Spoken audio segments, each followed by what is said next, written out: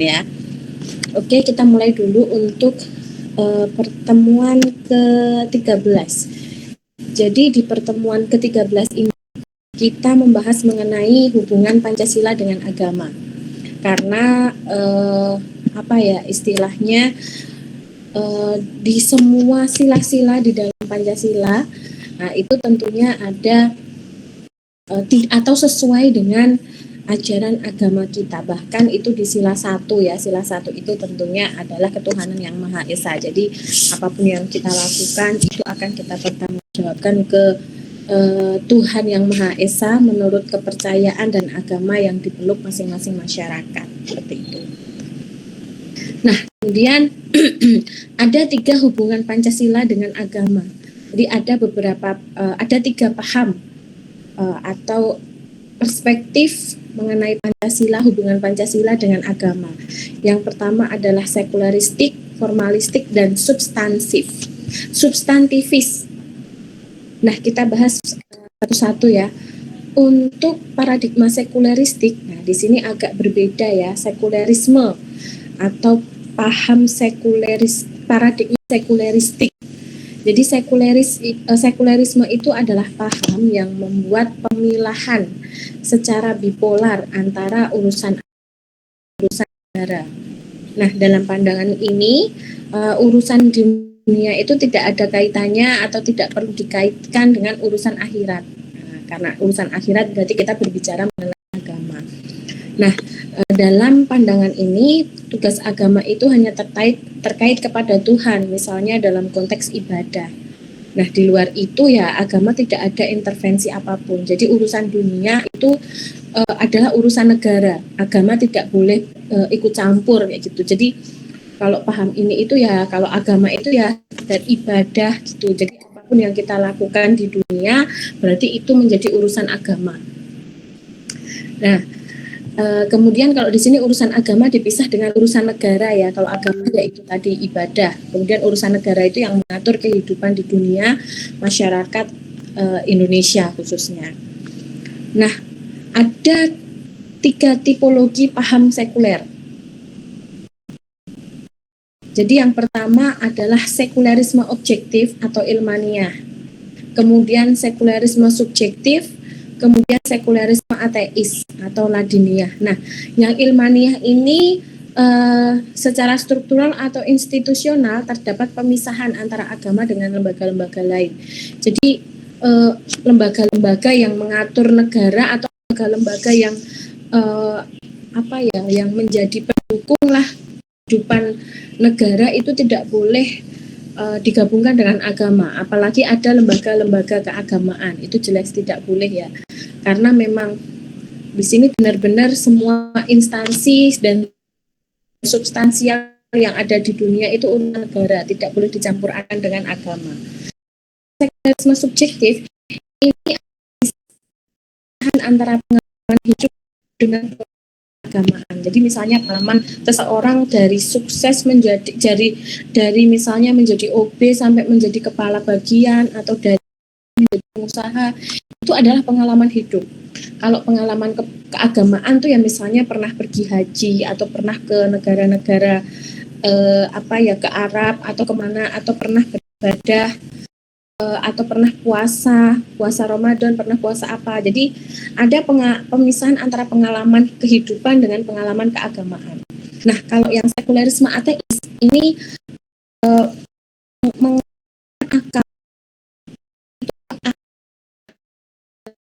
apakah itu tuh perbuatan baik atau buruk, benar dan salah, sehingga tidak ada campur tangan wahyu Tuhan di sini. Jadi apapun yang kita lakukan di dunia ini semua berdasarkan akal. Oh, kalau kita berbuat baik kepada orang itu adalah kebaikan. Nah, kayak gitu. Adalah paham sekulerisme ateis. Kemudian paradigma yang kedua adalah paradigma formalistik. Nah, kategori ini identifikasi sebagai agama resmi atau asli. Nah, paham ini kalau misalnya menyangkut keagamaan itu harus diidentifikasi dengan baik. Kalau nggak teridentifikasi berarti dianggap agama itu nggak asli gitu ya, agamanya tidak Nah, kalau di kalangan sebagian umat Islam misalnya ada keinginan identifikasi diri sebagai Islam resmi atau Islam otentik. Jadi misalnya ada sesuatu misalnya kayak apa ya, menjadi identitas sendiri agar kita itu bisa dikatakan sebagai umat Islam secara resmi atau otentik.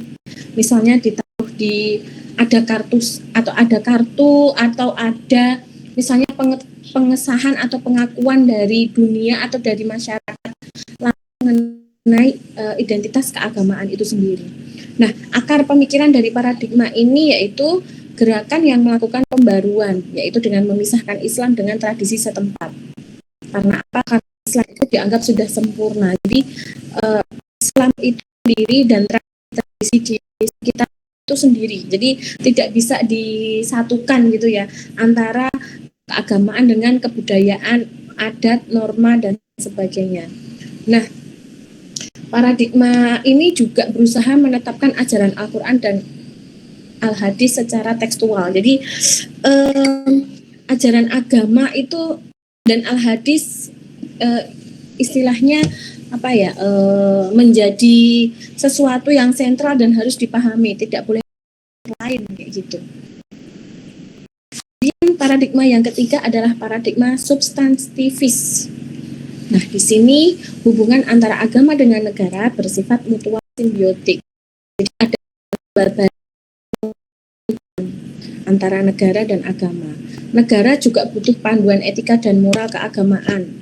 Karena apa? Untuk mengatur perilaku masyarakat. Kemudian agama ini juga memerlukan kawalan negara untuk mengeksistensikan ajaran-ajarannya, melestarikan ajaran-ajarannya. Jadi ini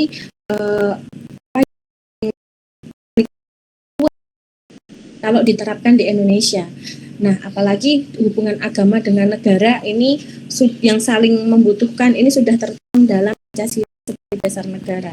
Jadi untuk tiga paradigma di atas yang paling tepat untuk diterapkan di masyarakat Indonesia adalah paradigma substantivis. Karena apa? Karena walaupun kita beragama, misalnya beragama Islam, itu tidak serta-merta menjadikan Islam sebagai ideologi negara ya. Jadi kita walaupun kita juga tetap harus berpegang teguh pada Al-Quran dan Al-Hadis, tetapi kita juga tidak boleh memaksakan agama kita itu menjadi semua negara. Karena apa? Kita menyadari bahwa di negara kita ini memiliki beragam suku, agama, ras, dan kepercayaan masing-masing. Jadi yang kita titik tekan di sini ialah nilai dan substansi ajaran agama itu bisa diterapkan di dalam kehidupan sosial. Nah, kalau konteksnya negara dan agama tadi ya, paradigma ini menganggap bahwa negara itu bisa berlaku ya, bisa berjalan itu ya karena ada ajaran-ajaran agama yang mengatur etika dan moral yang harus dilakukan masyarakat. Nah, kemudian negara ini juga bisa berkembang, bisa jalan, bisa eksis terus karena masyarakat yang teguh nilai-nilai ajaran agama seperti itu.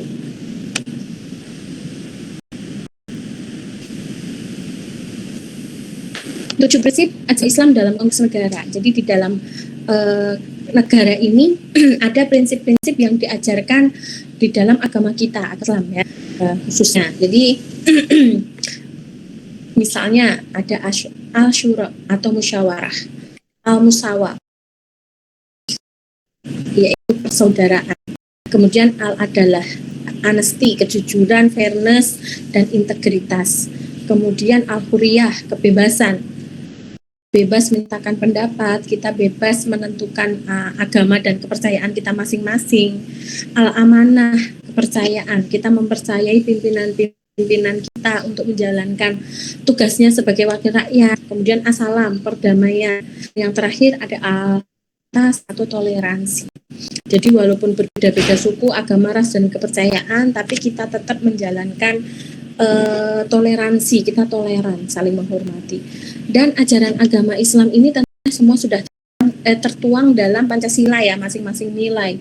Tuhanan yang Maha Esa, kemanusiaan yang adil beradab, persatuan, kerakyatan yang dipimpin oleh hikmah, kebijaksanaan dalam permusyawaratan, kemudian keadilan sosial bagi seluruh rakyat Indonesia. Misalnya sila keempat ini ada Asyura. Jadi kita mengajarkan, kita mengamalkan Pancasila sila keempat ini juga sudah ada substantifisnya di dalam ajaran agama Islam. Nah, kira-kira kayak gitu. Terus persatuan Indonesia juga ada, misalnya integritas atau fairness gitu.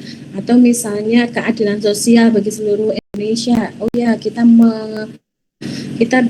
di dalam pandangan substantifis ajaran agama itu ada asalam perdamaian, ada toleransi.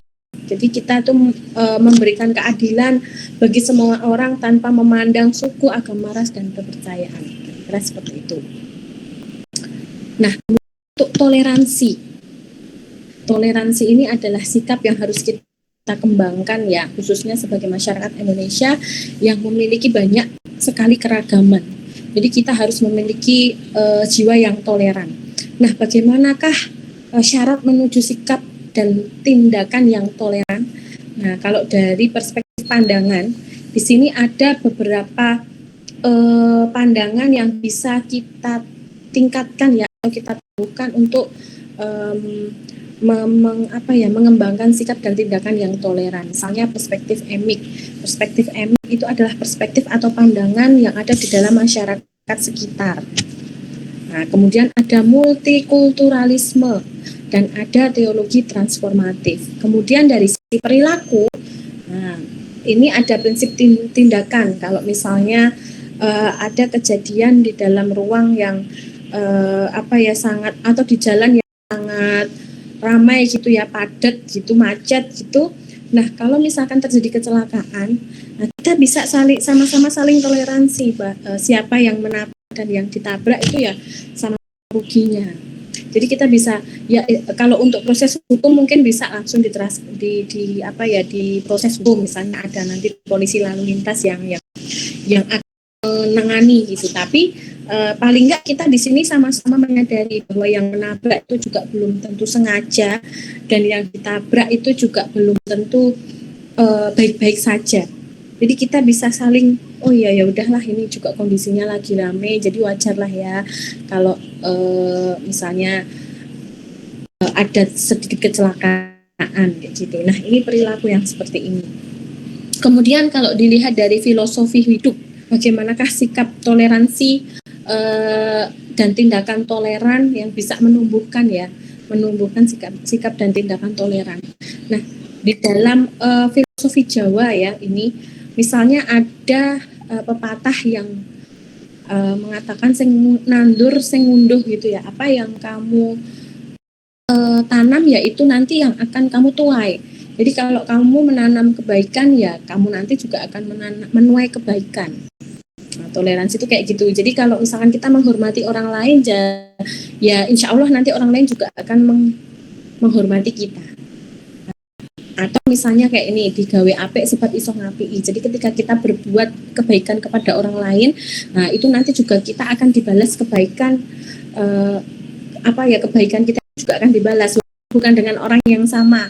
Jadi misalkan kita berbuat baik kepada seseorang gitu, nah suatu saat juga akan ada orang yang akan berbuat baik ke kita, walaupun bukan orang yang sudah kita tolong tadi. Gitu. Prinsipnya. Nah, jadi hubungan agama dan Pancasila ini mana? Nah, jadi agama ini sebagai sumber meningkatkan peradaban, bukan sebagai identitas kelompok sosial. Sehingga kehadiran agama yang berbeda-beda ini tidak dimaknai sebagai ancaman antar kelompok keagamaan itu sendiri. Jadi agama itu di sini, bagaimanakah agama, nilai-nilai yang diajarkan masing-masing agama itu untuk meningkatkan peradaban dan menjalankan kehidupan kita di dunia, khususnya di Indonesia. Sebagai identitas kelompok, misalnya kelompok Islam, kelompok Kristen itu nggak bisa kayak gitu. Nah, kalau misalnya diidentif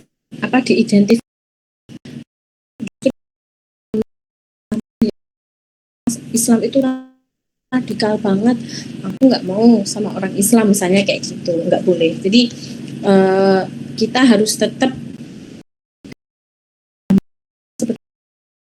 peradaban. Berbeda itu mestinya integrasi menjadi satu kesatuan, bukan malah dijadikan arena pengukuhan segresi sosial dan kekerasan ya. Jadi di Indonesia itu forum yang bisa menjembatani untuk perdamaian antar umat beragama. Jadi kalau teman-teman tahu ada forum namanya Forum Kerukunan FKUB, Forum Kerukunan Umat Beragama, di mana di situ ada berbagai macam organisasi dan keagamaan yang ada di Indonesia ya. Biasanya kayak gitu tuh masing-masing ada. Jadi biasanya ada ketua-ketua kelompok keagamaan, atau misalnya ada, kalau di Islam kan biasanya ada ustadz gitu ya, atau kiai gitu. Kemudian di agama Kristen misalnya ada pendeta gitu, dan ada pimpinan-pimpinan keagamaan gitu yang paling bersinergi untuk memajukan peradaban dan menciptakan kehidupan yang aman, tertib, damai gitu. Bukan untuk saling mengukuhkan segresi sosial dan kekerasan, bukan untuk saling bertengkar gitu ya antar umat beragama gitu. Di sini agama juga bisa meneguhkan nilai-nilai Pancasila. Jadi ketika agama itu dimaknai oleh pemeluknya sebagai sumber peradaban dalam masyarakat plural seperti di Indonesia. Jadi kita karena menyadari kita itu memang beda dari segi manapun, itu memang perbedaan itu selalu ada. Kita di daerah ini bisa berbeda dalam kelas aja lah, kelas-kelas D ini pasti banyak sekali perbedaan ya. Ada yang dari suku apa, kalau agama mungkin sama ya, suku apa, ada istiadatnya, atau apapun itu pasti ada yang berbeda. Nah, jika kita meneguhkan nilai-nilai Pancasila dan juga ajaran-ajaran agama, nilai-nilai keagamaan ini dengan baik, maka kita akan bisa menumbuhkan sikap yang toleran, dan ini bisa memajukan peradaban di Indonesia khususnya.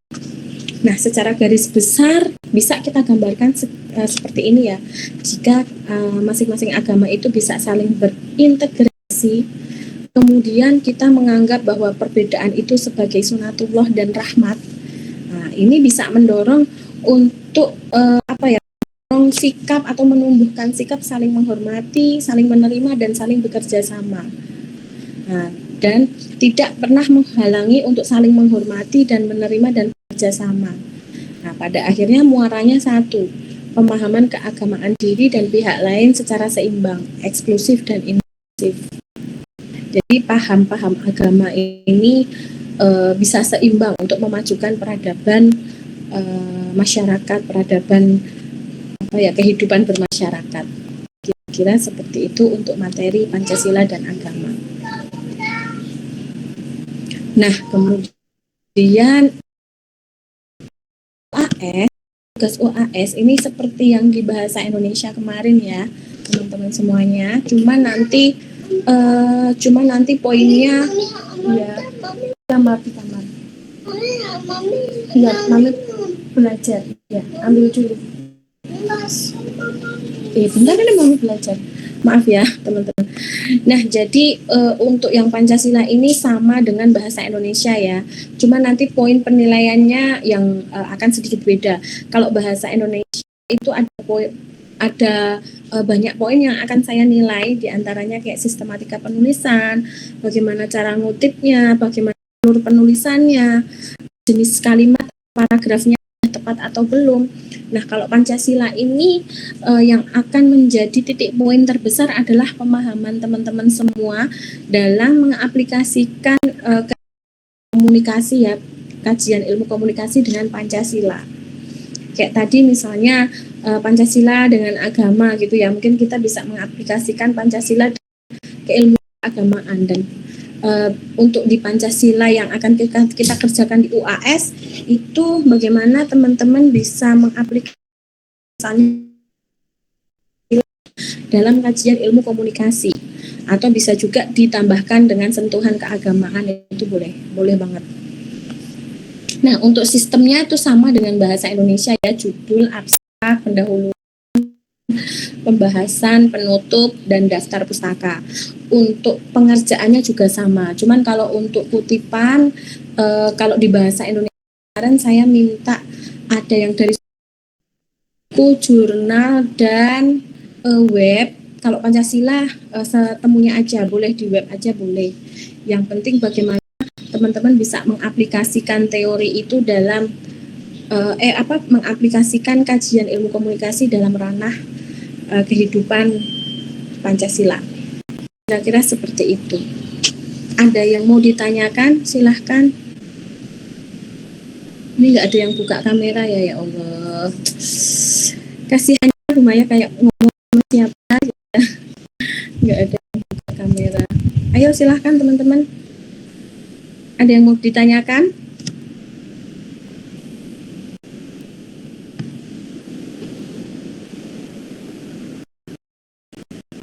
Nah, bagus kok di offin lagi, bagus. Alvin loh, tadi itu nyalain kamera loh, Alvin malahan. Kurang pencahayaan Bu, punya aku Bu. Oke, ayo ada yang mau nanya? Alvin, sehat ya Alvin ya? Alvin. Alhamdulillah. Oke, alhamdulillahirobbilalamin. Alvin sudah dapat kelompok ya untuk Pancasila dan Bahasa Indonesia ya? Oh, semangat ya Alvin ya. Umaya. Oke Alvin, Alvin aja semangat loh teman-teman. Ada yang lain? Silahkan yang mau bertanya.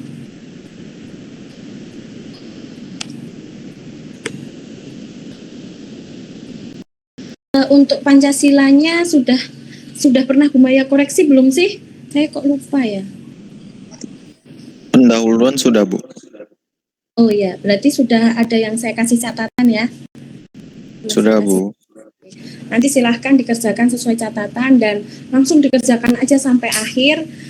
Mas Yonga nanti saya minta tolong dikirimkan linknya ya, sampai bikinkan foldernya. Pokoknya dalam minggu ini bikinlah dulu sejadinya biar Bu Maya bisa tahu pola alur pengerjaan kalian. Jadi bisa Bu Maya kasihkan kalau masih ada yang salah. Sebenarnya bisa saja Bu Maya nggak perlu kasarannya nggak perlu repot-repot lah ngoreksi pekerjaan kalian. Jadi ketika saya instruksikan ya sudah kerja sesuai dengan hasil pemikiran kalian. Cuman kalau bagi saya itu kalau misalnya masih bisa diperbaiki kenapa enggak gitu ya. Kalau kita masih bisa mengoreksi atau melihat pekerjaan teman-teman kenapa enggak. Ketika kita masih bisa ngasih nilai yang bagus, kenapa kita nggak kasih ya. Jadi kalau misalnya kayak kemarin Bu Maya masih banyak banget melihat di latar belakang itu teman-teman cuma nulisin 2 paragraf doang, ya ampun, cuma 2 paragraf. Kayak di Indonesia juga kayak gitu polanya, 2 paragraf nggak ada kutipan kayak gitu kan. Kayak gitu Bu Maya mau ngasih nilai berapa? Padahal dalam sejarah selama saya ngajar di UIN itu tidak pernah saya ngasih nilai mahasiswa itu kurang dari B, pasti B lebih. Nggak jarang Bu Maya obral nilai A. Apa ya? Karena memang kalian layak mendapatkannya. Walaupun prosesnya kita harus mati-matian ya. Setiap hari, setiap minggu harus ngasih progres kerjaan kayak gitu. Tapi kan dengan seperti itu kalian akan dapat pola yang sama, sistematika yang sama. Makanya bisa ditanyakan lah ke kakak-kakak angkatan kalian ini, jarang banget ya satu kelas itu dapat nilai B aja, jarang, pasti A per B kayak gitu. Karena apa? Karena memang ada bukti fisiknya. Jadi kalau nanti ada dosen yang protes, kok Bu Maya ngasihnya nilai bagus-bagus ya? Emang beneran. Nah saya ini ada hasilnya kayak gitu. Misalkan kalau artikel ya saya kasih lihat artikelnya. Paling enggak kalian sistematika atau alur ngerjainnya bener. Makanya Bu Maya setiap minggu selalu minta teman-teman untuk berprogres biar saya bisa ngasih catatan atau ngoreksi, paling enggak alurnya sistematika penulisan teman-teman itu sama semuanya dan benar. Makanya kemarin saya kasih contoh juga, ini contoh tolong di-download, dibaca dan dipelajari ya, kemudian ikuti alur. Hampir semua catatan kasih itu agar apa? Agar teman-teman punya panduan dalam penulisan. Tapi masih banyak banget yang salah. Jadi subbab tersendiri, padahal di contohnya nggak ada ya kayak gitu. Jadi nanti silahkan diperbaiki, sama juga di bahasa Indonesia juga diperbaiki, sesuaikan aja sama yang sudah Bu Maya kirim. Sudah yang paling sederhana ya. Bagaimana cara nulis judul, abstraksi kemarin sudah dijelaskan di bahasa Indonesia ya. Jadi nanti tinggal diikuti aja. Itu.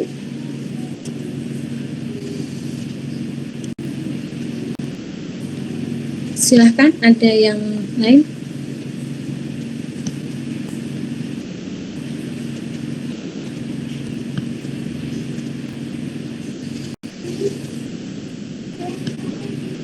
Nggak ada? Biar instan, biar cepet gitu ya. Oke, yang penting nanti silahkan kalau teman-teman sudah mau revisi di-upload di folder ya. Foldernya kalau bisa terpisah. Itu. Jangan jadi satu, nanti Bu Maya bingung harus download buka dari folder satu, misalkan part satu lagi harus tak cek satu-satu gitu kan susah ya. Jadi mendingan dibikin folder sendiri, nanti teman-teman yang sudah dapat catatan dan mau revisi tinggal di download di folder yang berbeda. Itu ya teman-teman, ini anak saya udah rewel banget ya. Silahkan Revi, Binda. Nggak ada? Enggak, Bu. Nggak ada ya. Kalau nggak ada kita akhiri ya teman-teman. Ya hari ini sangat singkat karena memang materinya juga singkat ya. Dan di pertemuan ke-14 itu biasanya kalian memang free sih. Cuman kemarin di pertemuan 13 kan kalian sudah saya free kan ya. Silahkan untuk mengerjakan gitu. Jadi pertemuan terakhir adalah free, hari tenang. Jadi kita sebentar aja kuliahnya.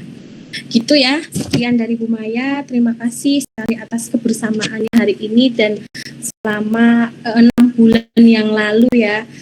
Semoga ilmu yang Bu Maya sampaikan itu bisa diterima dengan baik dan bermanfaat bagi teman-teman semuanya. Saya mohon maaf kalau misalnya ada salah kata, salah perbuatan, tindakan yang mungkin tidak berkenan di hati teman-teman semuanya, mohon dimaafkan. Adik, terus Bu Maya berdoa dan berharap semoga teman-teman semuanya sukses, nanti diberikan kemudahan dalam mengajar UAS-nya, terus bisa lulus, dapat nilai bagus semuanya ya. Bu Maya nggak mau melihat anak-anak 2021 ngulang mata kuliah, khususnya mata kuliahnya Bu Maya nggak mau. Jadi jangan sampai bertemu dengan Bu Maya di mata kuliah yang sama ya. Kebangetan itu berarti saya nggak pernah ngasih nilai jelek loh sama mahasiswa, kecuali kalau emang benar-benar nggak pernah masuk kuliah, nggak pernah kerjain tugas, itu baru. Tapi kalau enggak pasti nilainya tak kasih bagus. Itu ya teman-teman semuanya, terima kasih sekali, sampai bertemu lagi di semester-semester yang akan datang. Sekian, wassalamualaikum warahmatullahi wabarakatuh. Waalaikumsalam warahmatullahi wabarakatuh. Terima kasih Bu Maya. Terima kasih banyak Bu Maya. Terima kasih Bu. Oke, sama-sama, sehat-sehat semuanya. Terima kasih Bu. Oke.